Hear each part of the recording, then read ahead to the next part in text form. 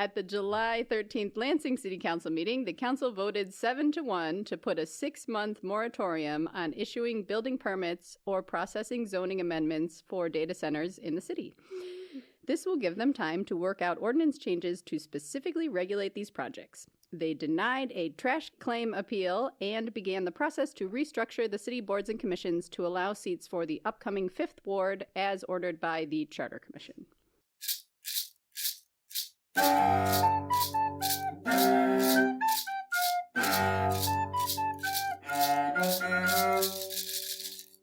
Welcome to What Lansing Council, a podcast transforming Monday night's Lansing City Council meetings into an enthralling recap, and I'm your host, Jill Dombrowski. Today, my very special guests are Dr. Nichole Keway Biber and Gabriel Biber. Hi. Yay. Yay, thank you for being here. Thank you. We're glad to be here. Nichole is a community organizer and citizen of the Little Traverse Bay Band of Odawa Indians. She works as an organizer for the environmental nonprofit Clean Water Action.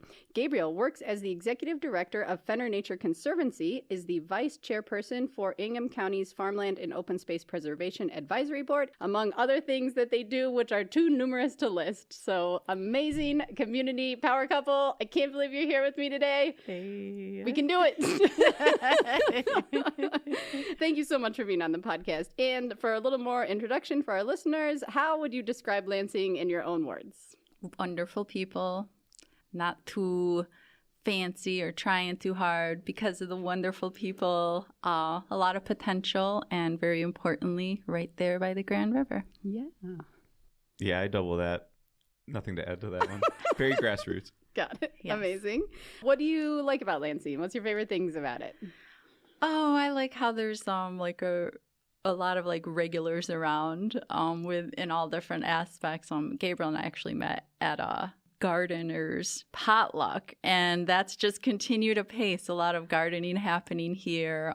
People you'll see many times over at sort of community events, advocating for building up good change and taking care of each other. And we've been regulars at the Avenue for a long time, and so that definitely has a big part of what I think of when I think of Lansing. That was nice. Yeah, there's a lot of great things about Lansing. I like that it's racially integrated. I like that it's affordable compared to other cities.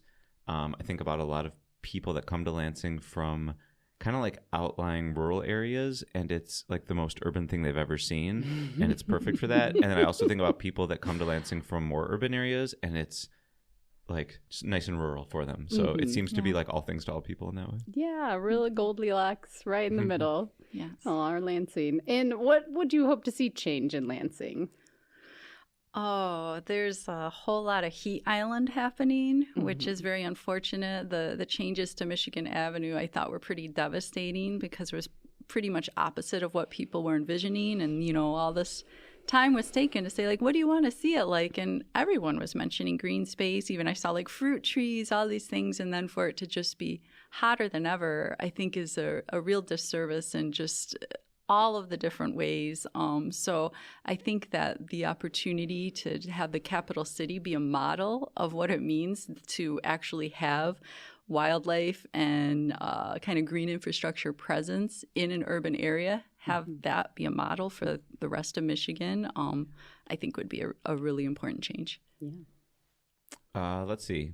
Each of us is a unique person with a very full life. And I think that tends to get glossed over when we talk about housing and homelessness in terms of everyone's own story and goals in life and situation. And so I would love to see a kind of like a sea change in our approach to taking care of ourselves in terms of using the space and the resources we have to give people options for housing. Yeah. Two very important issues that I feel like council has been hearing a lot about: environmental issues and housing. Yeah, Yes. for sure. So thanks for speaking directly to those. So nicely incorporating what is going on at council. Ready to talk about the meeting? It was a fun meeting. Yeah.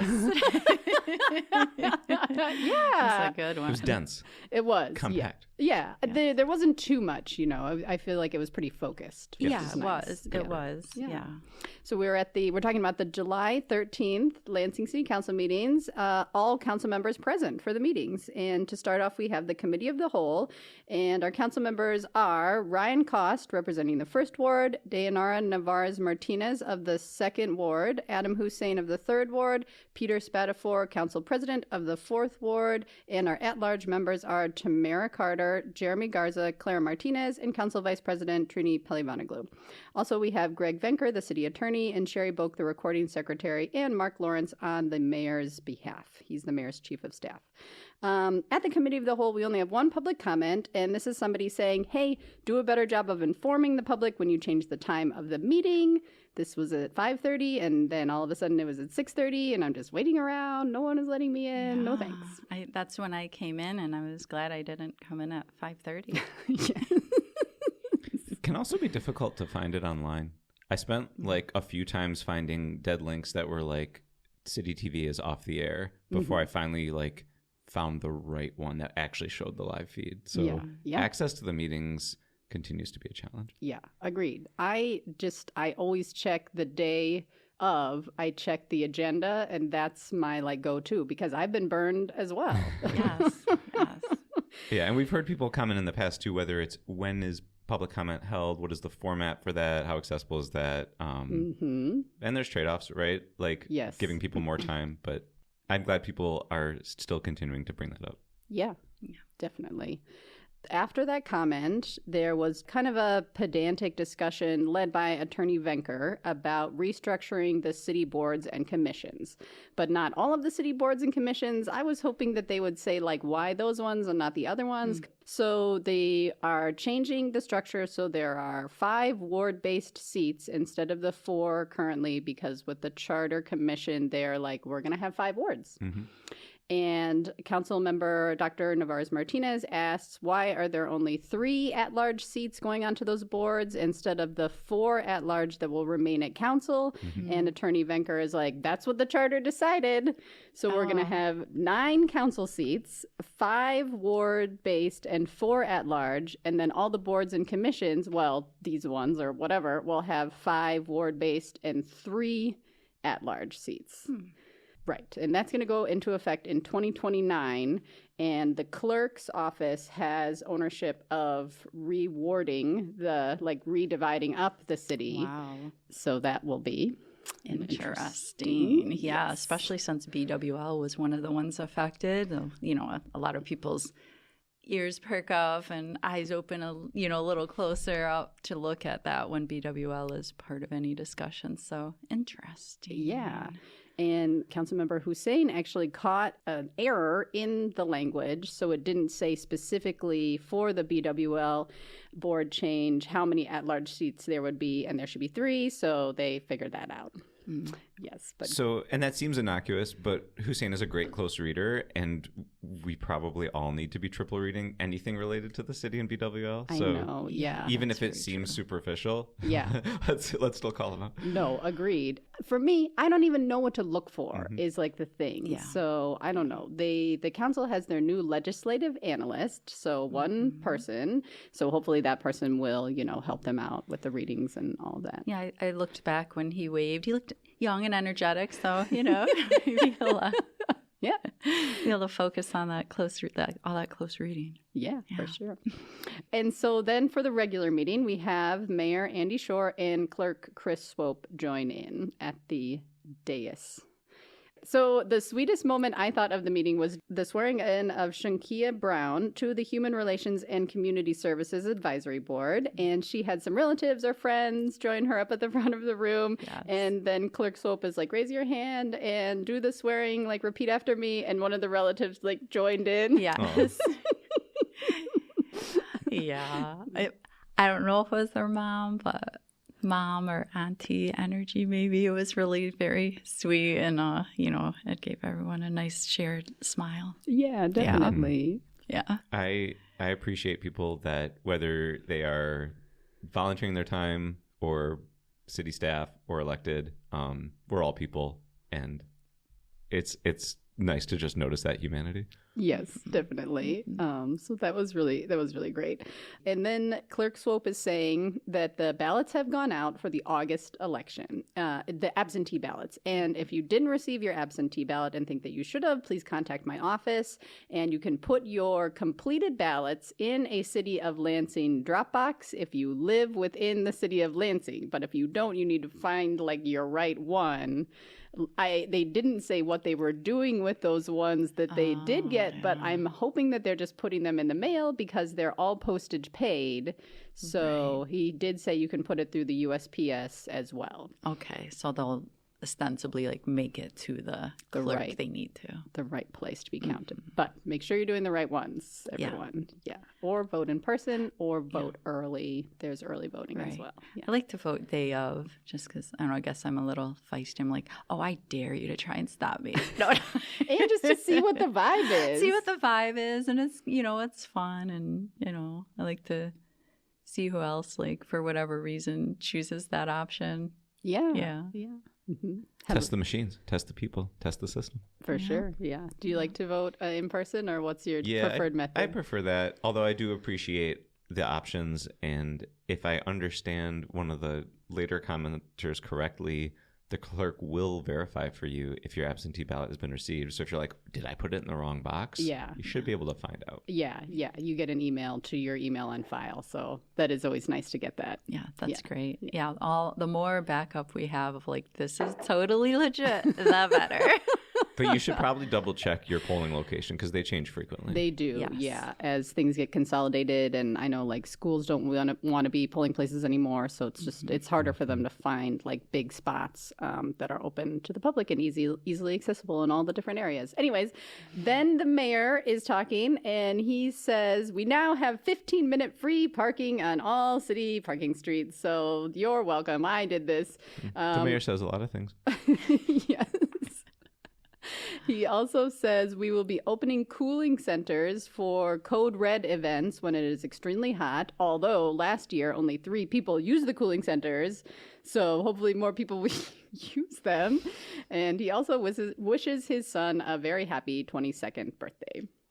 That's interesting. I mean, if you look at the current list of cooling centers that's published for this week, there's more than half a dozen on there, but they're very conventional places like Foster Community Center, the lobby of City Hall. Some of them are a little bit more out there, like some of the nonprofit shelters, etc. I mean, everyone knows on a summer day there's dozens, if not hundreds, of people in each of those buildings. Yeah. Whether any of them are specifically using it for cooling or not is obviously something we're not going to be able to determine. But unless, like, what you're asking certain people. Yeah, I think that's an interesting characterization, but potentially more relevant to city concerns than the birthday wishes. But again, we're all human, and this is maybe a good chance to jump in. I work as my day job for 501c3, which means I can't, in that capacity, endorse any political party or candidate. I'm here on this podcast, not speaking on behalf of that nonprofit, but as myself. But generally speaking, if you run a nonprofit in a city and the values of that nonprofit are sometimes running up against the values of an administration, particularly if it comes to something like data centers or other things like that, or, homelessness or mass surveillance, or the list goes on. That's kind of a theme. And so trying to see the different ways people model behavior in terms of, what do I say when I have a point of privilege and I'm on the mic? Who is that for? And particularly if, there's an assumption like, there's several years ahead in an administration, like what is the social capital that's being built up here? And there's a lot going on, but I think we're trying to navigate some very particular decisions there when it comes to necessary partnering within a city like Lansing, where there's so many connections, but still trying to hold those differences where they exist. And that's kind of what goes through my mind when we get kind of like an innocuous kind of like check through of, positive things happening in the city. Yeah. What are you working on, Mayor? What are you working on? Yeah. What's the update on your initiatives? Yeah. Well, and I think more to the point, when we hear someone like the mayor or anyone, at the city, at public meetings on the record saying like, we want more of these flock cameras, we want more of these data centers, et cetera, how are you going to reconcile that with what your constituents are saying? And whether the slice that shows up for public comment is a full representation of the constituency, I wouldn't exactly claim that, but sure, those are topics that I think would be more maybe fruitful for the public discourse. Yeah, I'd love to hear something like, oh, there's a lot of concern with flat cameras, so here's a open public forum we're going to host. That would be good. Yeah, that's the sort of thing very much in need. So yeah, I mean, and plus the fact that when people are in elected positions and it's their time to speak, they don't have a 2 or 3 minute time limit. They sure don't. So, they could really get into some depth that we don't have the privilege of doing. Yeah, that's fair. Yeah, that's an important point to note as well. So the bulk of the meeting was around the data center moratorium ordinance. And Ryan Cost is introducing this, and he's worked with Attorney Venker to get this going. They had the public hearing for this, and they voted on it in the same meeting, so it didn't go back to committee because they're trying to move quickly here. So the 6-month moratorium is on the planning department or council's approval of new building permits or granting rezoning applications for, quote, data center projects. And the definition of a data center as presented in this ordinance is data center means a facility or group of facilities dedicated primarily for storing, managing, and processing digital data through computer systems such as servers, networks, and other information technology structures. And here's the public comment. We had 3 comments basically in favor of the data centers, and I'm going to read these first. One from the Plumbers and Pipefitters Union. This will be handcuffing construction in the city. There is an urgency to these data centers. We need to make sure that you are meeting with people to give them a full listen with a shoe on either foot, is what he says. So he wants to be heard. A next person is conflating AI with nuclear power and also cars and saying, don't deny the people of Lansing the economic diversification these projects bring. The benefits of AI are clear. Then he gives one example of accelerated pharmaceutical development. And the, quote, AI apocalypse is vague. When I use AI, it does exactly what I tell it to and no more. With each new technology and the passing ages, some jobs are lost and some are gained. That's normal. And finally, a person wearing a Comcast shirt, and I think he was speaking on behalf of Comcast, but he didn't say that specifically, but he was saying the services that my company provides in the area wouldn't be able to take place if we didn't have data centers. If this ordinance is vague, and if it goes through, then Lansing won't be able to get internet anymore. Is that what you want to happen? And in terms of conflating, I mean, that obviously steps over the reading, which says new projects, because we know there are small data centers in Lansing. We know they've existed long before big tech AI stuff came along. Yeah. And that, yes, like servers exist. Yeah. It was a bit, I think, of foreshadowing to like the later comments by a council member and then another member of the public, which kind of brought into mind this sort of like good faith question. But yeah, it's an interesting, like self-published authors, right? You can have all kinds of thoughts and they can be organized or disjointed. But if you put them into a linear narrative form, you can stand in front of a microphone, you can self-publish, you can put those out there into the world. And it's maybe just not enough there to sometimes even like really be worth unpacking. I guess that was kind of where I was left after those comments. Yeah, that's interesting. And the sort of, I know forever, ever after, until we heal the earth. As an environmental activist, I'm always going to hear, oh, do you heat your home? Oh, do you have a phone? And it's like, yeah, it's almost as if we've all been roped into this system that benefits the very few at the expense of like our shared commons, isn't it? So, the new wave of AI-specific data centers are orders of magnitude difference than the ones that Gabriel was mentioning that are already here. So there's that. The comment about that people who are against the building of these, without any regulations or protections in place, are comparable to as if they're conflating nuclear power with nuclear weapons. To me, I was like, oh, do you know what those have in common? That I bet you are not going to mention is the mining of the uranium that has poisoned mostly indigenous nations. Mm-hmm. What about that part? Yeah. Yeah. So there's a link there. Mm-hmm. So, that was definitely my thought with that comment. And then in terms of the jobs thing, there's, as I said, there's only 3 minutes of time, but I always just want to point out, there's ample work to be done, like retrofitting buildings for efficiency, repurposing unused places for housing, repairing water infrastructure, installing preferably hyperlocal renewable energy, the aforementioned increase of biodiverse habitat to cool things off. Mm-hmm. And so to pretend like those are the only jobs, it's a real disservice to people who I know would prefer to work in their local places where their homes are. Yeah. And it's really frustrating because local union labor, like these big developments are always saying like union strong, this or that. Let's think about how often the rug gets pulled out from under union labor when all the contracts are signed and they bring in the cheaper kind of temporary workers. It happens time and time again. And furthermore, look at any kind of union strike there's been, and you're going to see people from environmental movements standing right beside them. Yeah. And I just wonder how often it goes the other way. Actually, how often, too, folks who, might be with, just pull it out of the air, say the chamber, stand with union labor when they're on the picket line. That's just a thought I have with some of those things. I think we're probably also going to come back to union labor and more specifically one of the council members' comments, but I think it's valuable to think about these three groups of folks. Like we have our elected officials. We have people that are speaking on behalf of a business interest. Yeah.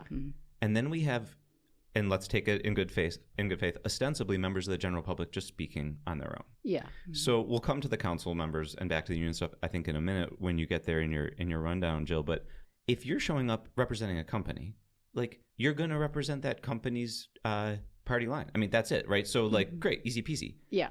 It's the other folks. It's the folks that if we're taking them in good faith, that they're not, secretly like being paid or whatever. Sure. So, words like, cults and bootlicking come to mind. But like the idea is really like, okay, if we can be kind and give people an opportunity to save face, as Nikki very well said, Dr. Nikki, we've been roped into a system. So if someone has erroneously conflated ideas or, is believing something that is maybe convenient to them, but is pretty easy to disprove. It's one thing if they're an elected official, basically blowing smoke up our butts. It's another thing if like I'm getting paid to say this, and so it's pretty transparent. I'm going to say what I'm saying.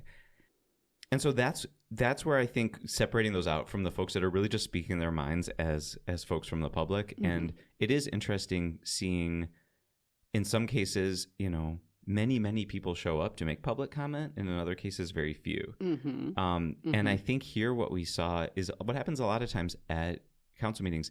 People have so much to say and care so deeply. And it's, I think, frankly, impossible to really clearly say anything that's going to feel like we did it. We got there, right, in a meeting. Yes. And so it's the framing of the meeting. It's the agenda items that really set that. Yeah. And so that's what people are doing. People are responding to that in that framework that's provided for them. Sure. And I think that's part of what we tend to lose a little bit of we've set people up for these comments, and then especially as, whether it's members of the public or whatever, now we're kind of, we sometimes take them out of context afterwards. Sure. Right? Sure. But these people are responding very specifically to these problem sets that we've put out there. Yeah. Yeah.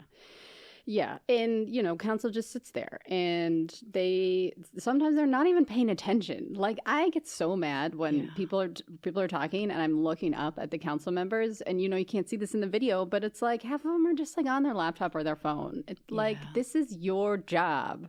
Yeah. This is the most important part. Job is to listen. Yeah. That's the only job you have right now. And this is the job you wanted. Right? So do it. Yes. Okay, let's get to the people who are in favor of the moratorium. Yes. So we had 13 public comments in favor of the moratorium, and I'm going to recap these kind of together, lumped together. One person says, let's recap the lack of transparency and the changing project scope and rhetoric that came from the Deep Green data center project that we had go through here earlier this year that ultimately did not pass. So they're calling out specifically the mayor's office and BWL, Board of Water and Light, for their involvement with that process and with their lack of transparency and all of that.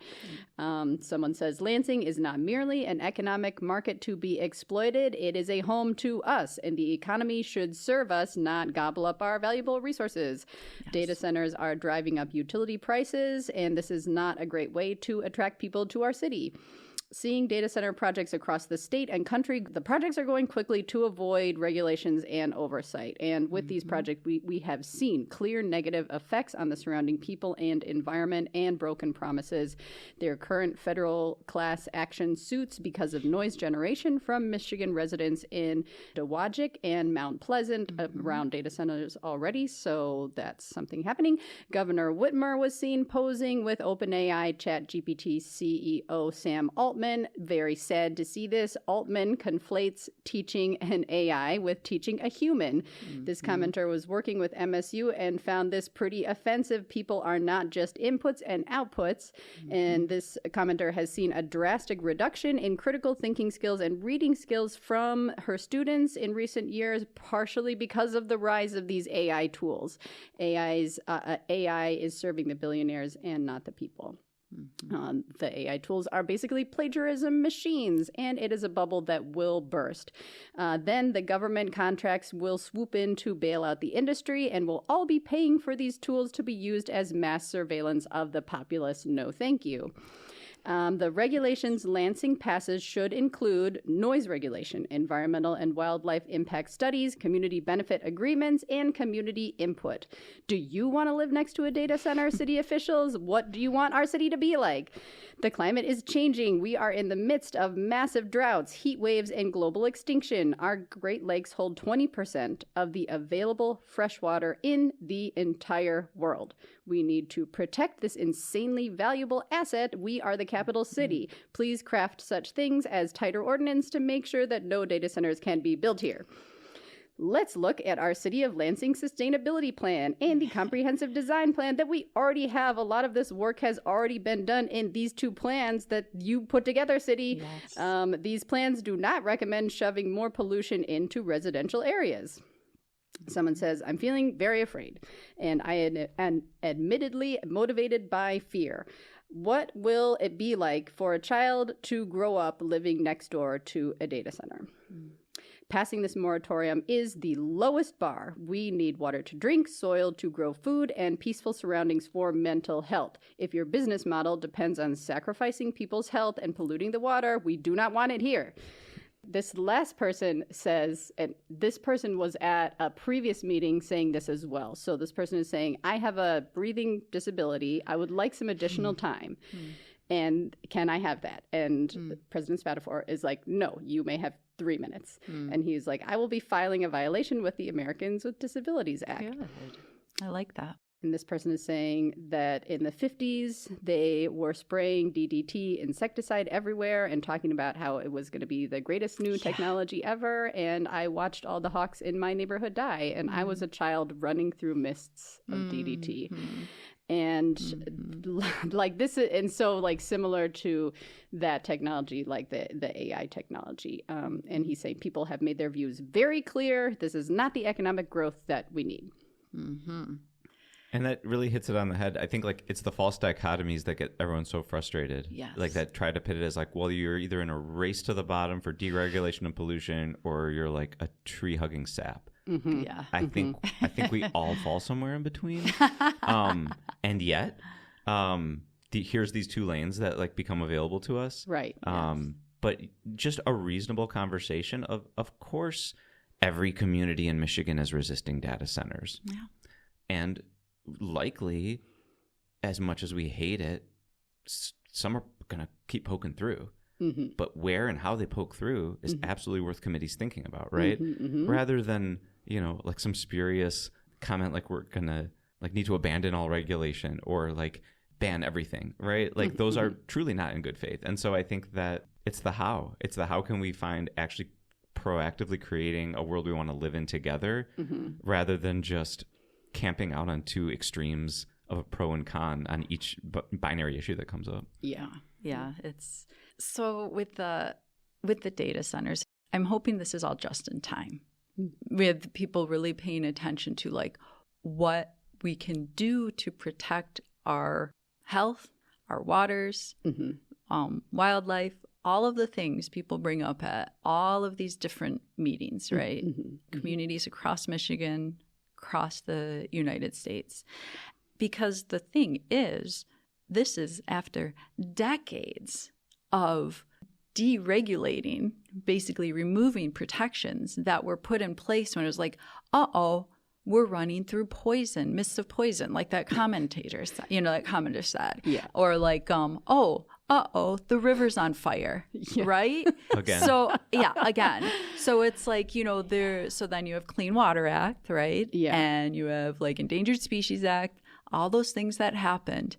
From the moment those were instilled, there's been a concerted effort to dismantle it. Yeah. Just a little more poison, It's like no talk about cumulative impacts, right? No discussion of like who cleans up the mess, right? All this resistance to pollute or pay. So we're at such a low point where it's like the rivers aren't on fire, but they sure as hell look pretty green. You know what I mean? So it's like all of this chipping away at any protections. We have an opportunity to kind of wake up and be like, these are the protections we want. And, like I said in my comment, it's like, and if you can't meet these standards, too bad, because we're not going to carry your poison anymore. Yeah. In our bodies and have everyone get cancer. Yeah. We're just not. We're not going to like watch the world just heat up and be like, wow, I remember when I used to have a garden. Yeah. No. Today when we came here, we're with our 12-year-old, he was like, wow, I cannot imagine a bunch more days being this hot. It's like, I sure as hell don't want you to have to live that. Yeah. So, here's the opportunity to like, when people say like, get it right. I'm not talking about like, they'll promise to give some millions of dollars, which is just like a penny to them. Sure. And yet have this shell corporation where the minute their stuff has their built-in obsolescence and it's no longer any good, they're just going to split. It's like, okay, part of what we're saying you need to do is put in escrow a third party saying this is how much it would cost to decommission this, return the land to the way it was, that much money, put it over here. Yeah. Because when you leave, you're going to be like, oops, sorry. And then we're just left with a dead zone, everyone holding the bag. The thing is, things that actually protect people and planet, they're not going to want to do because they think it's too expensive. So, okay, then you can't be here. Let's do it that way. There's, like I said, there's so much work to be done for us to heal the planet, break ourselves out of this like caging machine they've put us in. Yeah. We're doing our part the best we can. Like the community in Lansing, for the most part, we're, getting along, doing what we can, and it's like, I think we're doing really well with the part we have control of the balance and like how we're approaching life. But it's so much has been taken out of our hands. It's like, get out of our way so we can fix this. Yeah. And wouldn't it be nice if the council was a partner in trying to get those sorts of jobs? Yes. Like they could be. Yes, they could. That could be their focus. Yes. So that's probably like a good segue kind of back to like what I thought was probably the best moment of the meeting. Because sometimes, especially electeds say things, sometimes it's the public, but a lot of times it's elected to say something in a meeting and you're kind of like, it's so outlandish and it seems almost so wild that it almost feels like it's difficult or impossible to actually address because you have to essentially be that outlandish and wild and choose to like be acknowledging something that's so almost surreal. Yeah. And so when Councilmember Garza made those let me those say comments, let me Yes. let me say what he Let's said. hear the- Well, let's hear I'll do the- my recap. Let's hear the list. So so those were the public comments, and then we get to the council's discussion. So Ryan Koss says this is similar to moratoriums that we've seen other people put in place in surrounding areas. We're not like doing anything so crazy here. We're just like doing a little thing to like try to get this under control.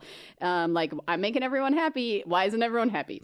Councilmember Garza is like, I'm voting no because this sends the wrong message. We currently allow a bunch of business enterprises to pollute. We let the marijuana facilities use a bunch of water. We let manufacturing plants do a bunch of pollution. We let golf courses use so much water. I don't hear anyone up here complaining about golf courses. Pollution is a fact of business, and we need business. Oh my gosh. And glycol is the same as Fireball whiskey. So there. Yeah, that was a good recap. Yeah. Were there any other comments from council members at that point?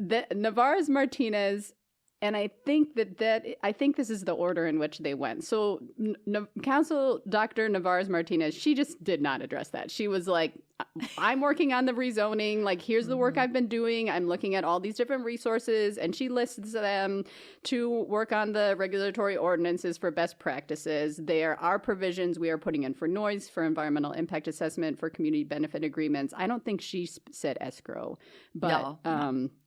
and she's saying we're continuing to draft this to make sure that things are legally enforceable, because that was a big problem with like the deep green stuff. Like, can we legally enforce the community benefits agreement? So hopefully they're like getting some of the legal people to actually, work with them on this.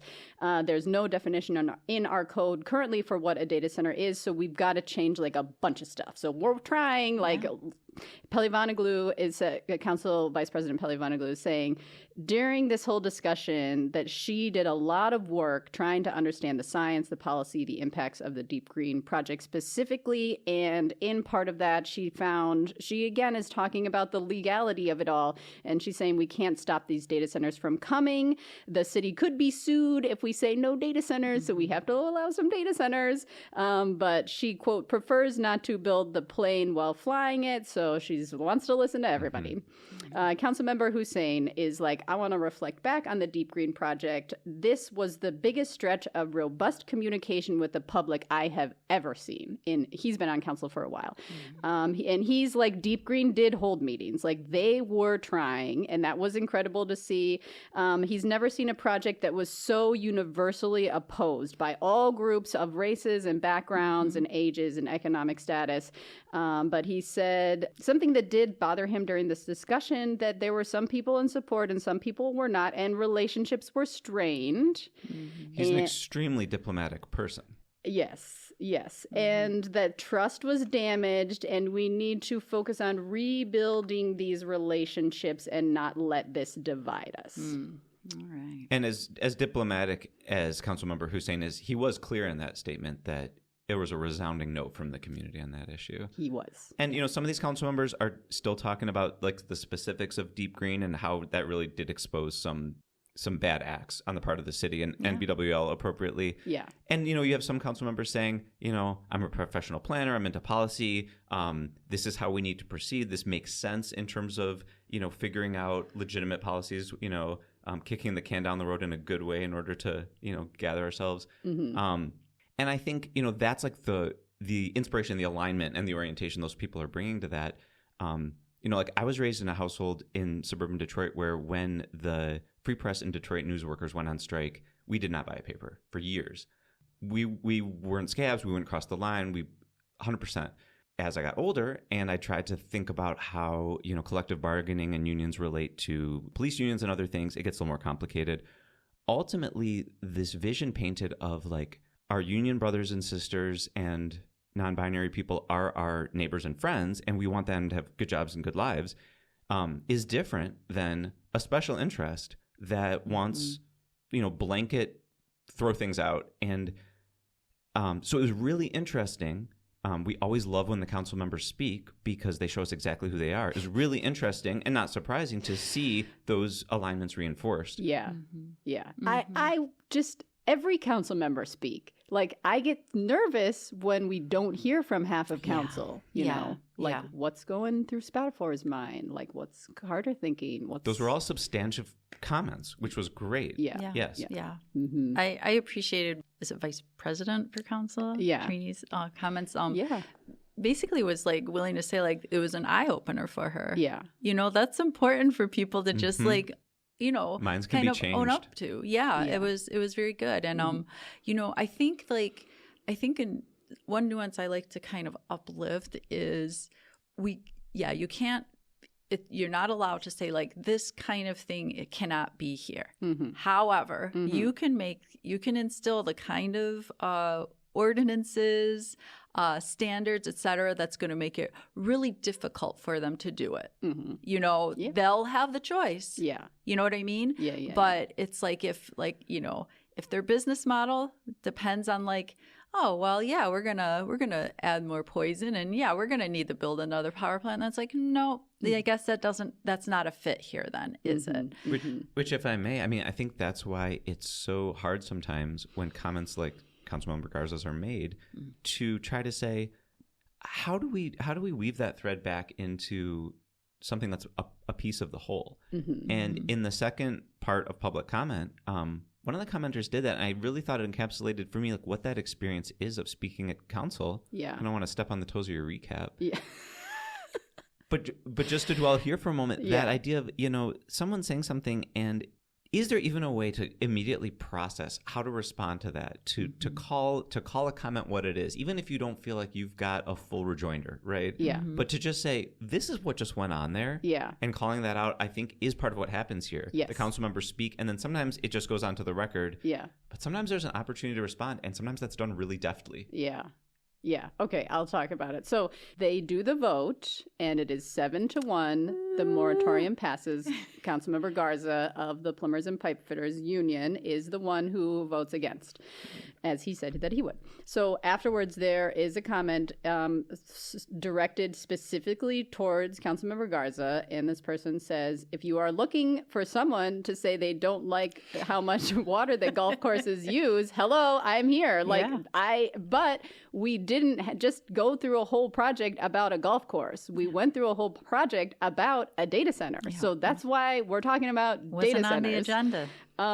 Also, you're making a bad faith argument. We do need to regulate more business enterprises. I would love to see council focus on preventing businesses from poisoning people to death like they currently are. Yes. Right. Yeah. So 100%. If you extrapolate Councilmember Garza's, you know, maybe to be generous, we could say like sardonic or sarcastic, but otherwise, you know, pretty obviously in bad faith comments, essentially we're along the lines of, are you suggesting we should keep these underground gasoline tanks from leaking? Yeah. What kind of community would be welcoming to business if we did that? I mean, that's frankly not an exaggeration to characterize the comments in that way. Agreed. I would encourage anyone listening to this podcast to go re-listen to that section, because that's not a good look, especially if you're thinking you're speaking on behalf of really anyone else in our community, right? Yeah. So we want to take care of ourselves as a community. We want to balance these costs and benefits and needs.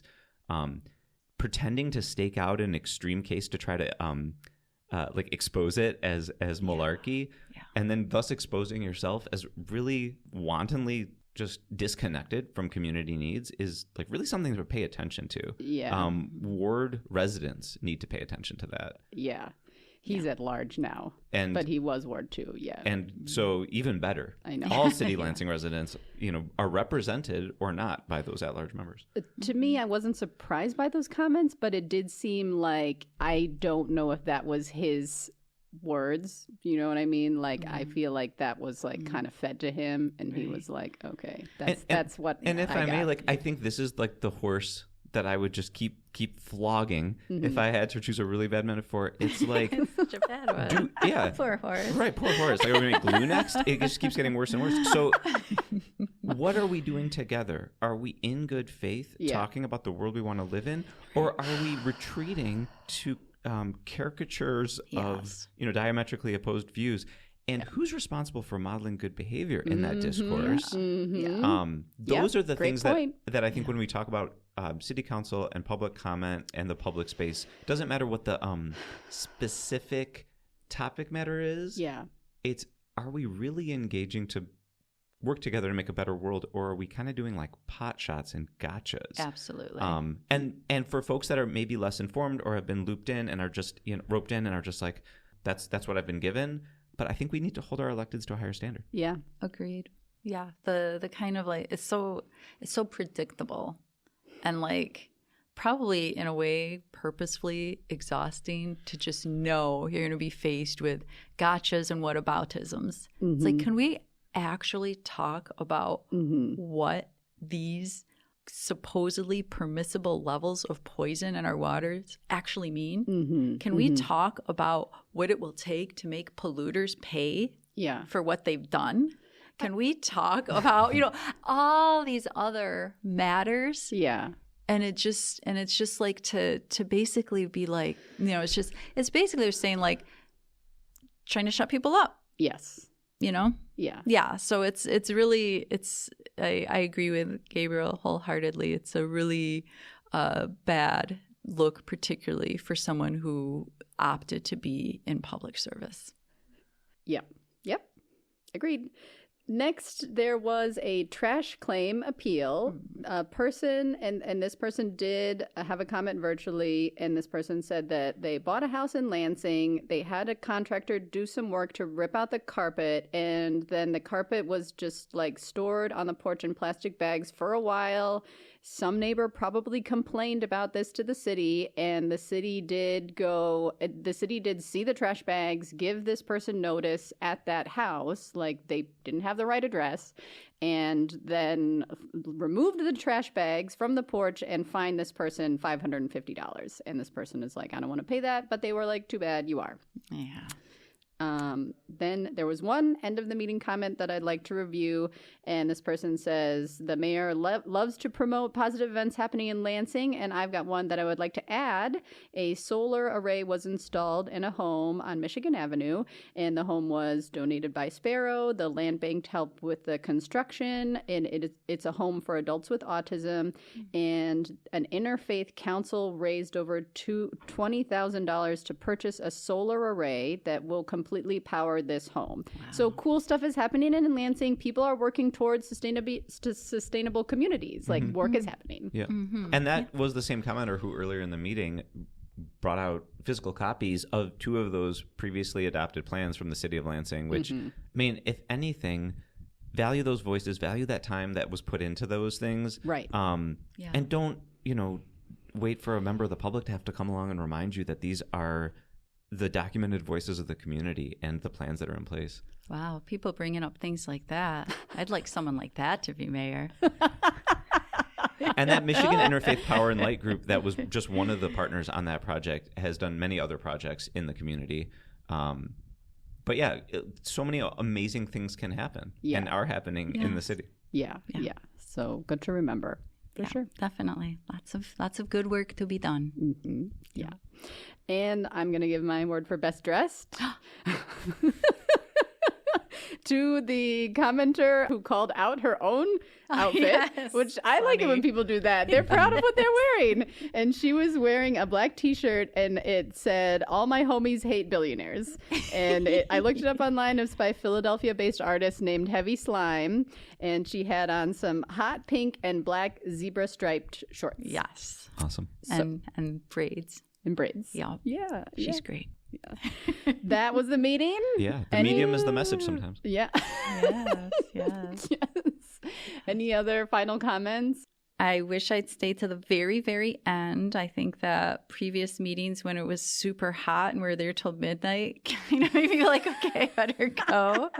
But I'm happy that they're recorded. I encourage people to listen to those recordings because, the fact that we get very little time to say what we have to, well, that's why it's so important that 13 people commented. Yeah. Because we all have our parts to play, right, in putting forward a better vision for all of the places and people we love. Yeah. I have a great respect and admiration for the public service that the council members do. I'm not going to name them all. I did want to say that I think particularly in this case with the moratorium, I think Ryan Cost is showing that he is the kind of person that the world depends upon as a connector and as someone that can find the common ground that like the actions are going to be based on. Yeah. That kind of pragmatism is rare, I think. None of my friends have it. I don't have it.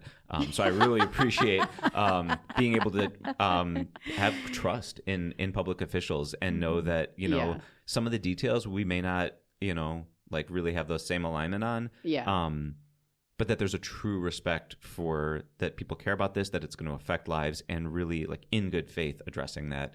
And putting themselves right in the middle of that, which is often contentious. And I'm pretty sure later that night when I was playing music out on the street, I saw Councilmember Cost walking around with his earbuds in, decompressing. And I gave him a thumbs up from afar, but I didn't pester him because, you know, we all need space. So, you know, for those that are on council and for those that I sometimes vocally disagree with, I just want them to know that I appreciate that we're all working in the space we have and we all want to live another day and make it a better day. Yeah, for sure.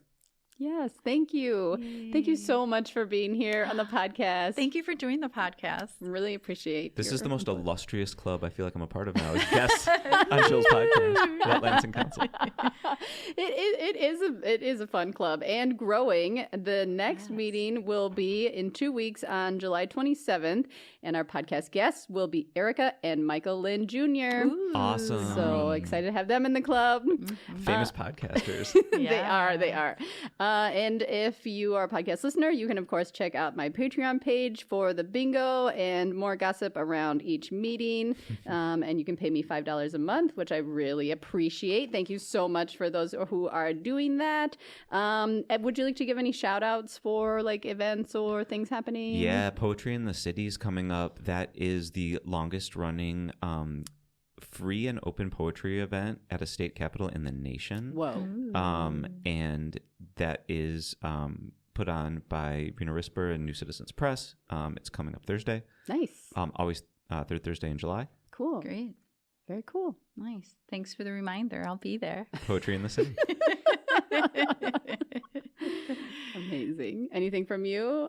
Oh, you know, just this is the season when monarchs are around. So if you don't see one, make that your sign, then plant some native habitat, and then you'll see them next year. Yes, that's right. There's a lot of cool monarchs at what's that place called? Fenner Nature Center. Hey! Yeah, they have Nice. they're gonna have a monarch program coming up where you can see the tag monarchs, release them, see what they're eating on, learn about the different kinds of milkweeds you might want to plant. Okay. So, Maybe a seed giveaway. Yeah. I'll show up and give away seeds. mynaturecenter.org is the website for Fenner Nature Center. We'll check that out for Great. sure. That is the place to be. And thank you so much for being here again. Thank you to the Public Media Center for letting us record with you in your new beautiful space. And thank you all for listening. Yay. Thank you. That's so fun. Thank you so much. Yeah.